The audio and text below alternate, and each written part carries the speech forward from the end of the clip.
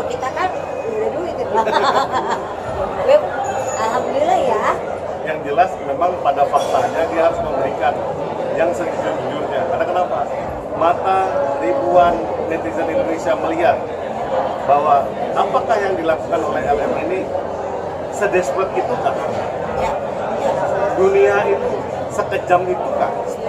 Sehingga dia harus membawa anaknya dipertontonkan di muka publik, dijual kemana-mana untuk meminta belas kasihan orang lain. Ya sedangkan aku loh punya anak sulit sekali gitu. Maksudnya kayak menurut aku saya bilang sama abang Martin ya, kita sempat TikTok ya.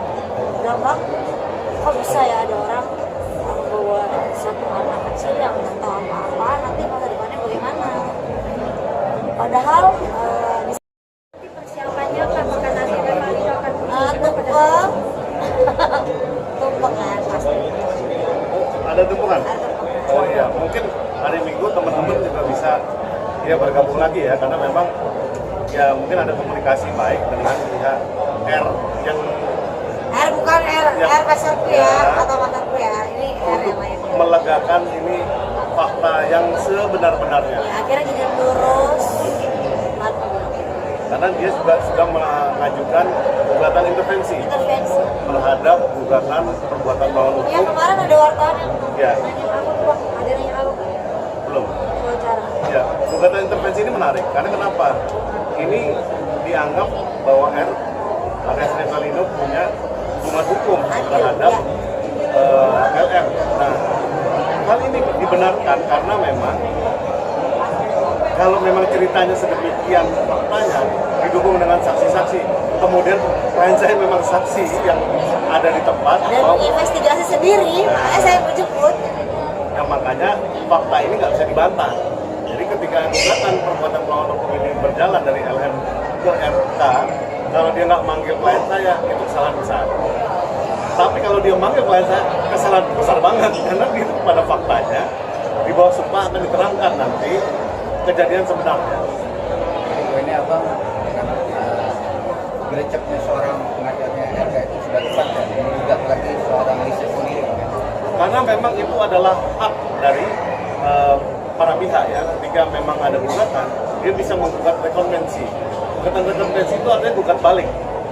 Apa yang menjadikan pokok perkara, kalau nggak pas, dia bisa balik dimintakan pertanggungjawaban. Kalau bicara gugatan perkara itu kenapa bang jangan ada kasasi ada FPI itu gimana bang? Ya kan masih ada pidananya juga yang di jalan. Jadi sabar dong, yang mana duluan, yang mana duluan, yang mana nih. Ya, sangat menarik, karena kenapa? Pertanyaannya apakah gugatan perdata akan menghentikan Tidak, laporan polisi? tidak. Itu faktanya ya kan? Nah, ini kita kembalikan lagi Yang ke mana duluan soalnya? pihak kepolisian. Karena kalau memang pada faktanya ini bukan tentang kepemilikan, yang didahulukan adalah pidananya.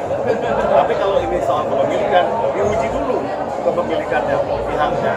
Nah itu menurut tafsirnya dari Mahkamah Agung gitu. Tapi kan yang mana laporan duluan juga? Iya, betul. Pidananya duluan kan? Baru datanya. Oke, lagi. Udah cukup? Jadi jangan kejar-kejar aku lagi dong untuk nanya yang kemarin intervensi, aku gak ngerti. Biarkan malah Herdian aja kalau itu. Kalau untuk hukum-hukum, kalau aku ya kayaknya yang lain-lain ya seru-seru gitu, jargon-jargonnya dia. Yang jelas pasti kalau Revalino jadi pihak di intervensi, Ayu juga akan jadi saksi. Iya. Mau nggak mau, karena kenapa? Saya bilang, Ayo, Ayu iya, Ayu ini benar-benar perannya sentral karena memang pada kejadian itu dia hadir. Makanya sebelumnya dia ini udah kasih tahu ya LM, jangan overclaim loh. Tolonglah ini yang pas aja. Ini buat beli susu aja susah kalau gugatan atas apa Saya rasa Nah, iya itu. tambah repot deh kalau gitu. Kabarnya kok 100M gimana ya, nyari di mana itu, belum nyantek siapa ya? Oke. Itu aja, makasih banyak semuanya. Ya, suatu penghormatan materi dan materi dari segi waktu, pikiran, apakah dia juga mengeluarkan uang, kan kita nggak tahu gitu loh. Jadi kita nggak perlu bisa tahu ya, kalau misalnya mau atas itu mungkin juga bisa jadi dibilang, oh nih lo udah 16M, gugat lagi lo 100M nih, kayak gitu bisa jadi. Kalau dari abang nggak tahu, dari si hukumnya silakan, karena ini kan aku ngomong cuma dari orang awam aja. Gimana Yang bang? jelas memang penilaian atau valuasi terhadap nilai kerugian dari nama baik itu sangat-sangat benar-benar nggak bisa diukur.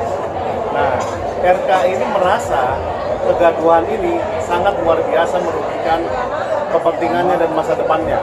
Nah, makanya nilai 105M itu sebetulnya kalau menurut saya pribadi kurang. Kurang. Karena kenapa? Yang ditimbulkan kerugian oleh LM ini sangat dahsyat. Lebih dahsyat daripada tsunami Aceh. Iya. Makanya nilai segitu sangat jauh sekali. Apalagi kita sudah disuguhkan kan apa namanya dari kerugian-kerugian korupsi aja sampai triliunan. Ini nggak sampai triliun. Artinya angka itu mesti ditambahin sendiri sama Bang Muslim. Bang, kalau itu fakta gimana bang? Apa yang digugat ya, LM itu benar gimana bang? Masih pantas gak bang gugat? Kalau menurut saya pribadi ditanya, Bang, kemungkinannya LM menang dalam perkaranya dia gimana? Ya. Itu kan pertanyaan awal. Kurang lebih seperti itu. Ada nggak 1 triliun persen bakal ditolak? Nah, kalau saya milih 1 triliun persen lebih bakal ditolak. Bakal ditolak. Karena kenapa? Hubungan hukumnya apa? Pertama itu, kedua udah tes DNA belum? Iya. Kenapa bisa langsung minta 16M? Itu kan itu udah pemerasan dugaannya. Kecuali sudah ada tes DNA-nya. Apalagi tanya, udah mau tes DNA ada? Ah, saya nggak mau, sama aja hasilnya. Pasti ada intervensi. Jadi maunya apa? Ini orang udah mau tes DNA, tapi nggak mau juga. Nanti hasilnya sama-sama aja. Jadi kita tuh jadi bingung sebagai Oh, di luar negeri katanya. mau di luar negeri ya, bayar sendiri lah bos. Apalagi sudah lapor ke Komnas HAM dan anak dan perempuan ya Ya, bang, kenapa gimana? baru sekarang? Kan emang dari awal harusnya itulah step yang dilakukan pertama kali. Wah ini kayaknya secara nggak langsung ya, bukannya nyamain kayak kasus Nikita juga bang, kemarin digugat juga, kurang lebih seperti itu gak sih bang? Nah, beda. Beda Kalau ya? perkaranya boleh nih perkara ini. Boleh kan? nih. Aku Sedikit, iya. Jangan dong saya. Iya, boleh deh. Gas. Nah, kalau perkara Nikita Mirzani, kalau saya boleh berbicara sebagai praktisi hukum, Ya. apa yang dilakukan timnya Nikita itu adalah teknik yang terlambat. Setuju. Harusnya ketika dia memang di kepolisian, kalau dia merasa dirugikan, harusnya fight dong dari awal. Dari awal. Tapi ketika sudah pengadilan, dia berkeluar bahwa memang bahwa memang ada salah gugatan lah, perubahan pasal lah, kemudian ini salah penerapan hukum. Menurut saya itu sah-sah saja berkomplain sedemikian. Yes. Apalagi dia bilang katanya jaksa mendakwanya itu halusinasi lah, boleh. Akan tetapi ingat, Kejaksaan Agung yang diwakili oleh Kejaksaan Tinggi DKI bukan lembaga kemarin sore. Mereka menetapkan tersangka menjadi terdakwa itu bukan main-main, dengan proses yang sangat baik. Nah, ketika dia menggugat perdata, dia ingin membuktikan bahwa ada perjanjian di antara mereka. Tapi akan tetapi memang yang paling menyedihkan adalah kenapa nggak dimulai dari awal? Kalau memang itu bukan pemerasan ya. Tapi kenapa bisa ada transferan? Ah, ada transfer gimana? Itu, nah atas nama beliau itu yang salah pertama ya. Tapi kita komentar doang ya nih ya. Iya. Takut Ini nggak mau ikut campur. dirujak Maaf. sama netizen yang lain. Iya, nggak mau. Karena menurut aku semua orang pasti akan bersama. Ya. Oke, terakhir berarti balik lagi, apa yang dilakukan Pak RK, Abang dan Kak Ayu setuju ya? Sudah tepat Setuju. Kalau perlu 200M Pak. 1T minimal. Iya. Karena untuk korupsi Zarof aja 1T kurang. Aduh. Iya kan? Kalau yang ini kalau bisa 1000T boleh nggak? Nah. 1000 deh. Biar langsung di ini. Karena ini calon presiden loh nanti. Harusnya. Tapi udah tamat Abang ya. Selamat ya. Kayaknya dugaan saya ya sulit lah, kecuali habis itu kan pidana yang bisa jadi Oh, iya. ya kita kan harus tahu dulu Pemulihan nih, nama baik.